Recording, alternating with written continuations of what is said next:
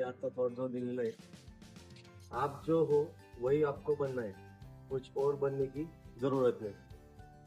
साधा सिंपल मराठीमध्ये अर्थ आपण घेतला म्हणजे वर्ड वाईज जर घेतला की जे तुम्ही आहात तेच बनायचे आपल्याला.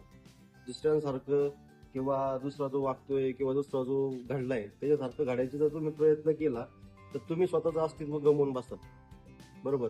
आपण या जगात आलेलो आहे, प्रत्येकाचं वेगवेगळं मोटिव्ह आहे, प्रत्येकाचे वेगवेगळे ड्रीम्स आहेत. तर आपले ड्रीम्स पण सगळ्यांपेक्षा काहीतरी वेगळे असले पाहिजे. तर दुसऱ्यांच्या मागे पळण्यात आपले ड्रीम किंवा आपलं ध्येय आपण कुठेतरी बॅकला सोडतो. तर तसं न करता जे ती खालची लाईन आहे, दुसऱ्यांसारखं बनण्याची आपल्याला काहीच गरज नाहीये.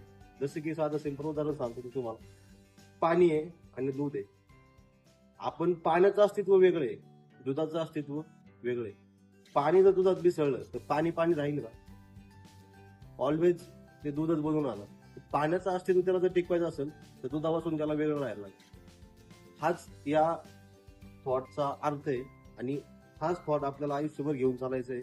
कुणाच्या मागे पडण्याची गरज नाही. स्वतःला जे करायचंय, स्वतःला जे बनायचंय किंवा स्वतःला जे घडायचंय तर त्यासाठी प्रयत्न करा. दुसऱ्यांवरती अवलंबून राहू नका. स्वतःला तयार करा. कसं असतं, एखादं लोखंड असतं, लोखंड जेव्हा गरम असतं ना त्यावेळेस त्याला शेप देता येतो. एकदा ते पूर्णपणे कडक झालं त्याला तुम्ही डायरेक्ट कापूस टाकता. तसं आपल्याला बनायचं नाही, आपल्याला घडायचंय. तर घडण्यासाठी आपल्याला आधी पळावं लागेल.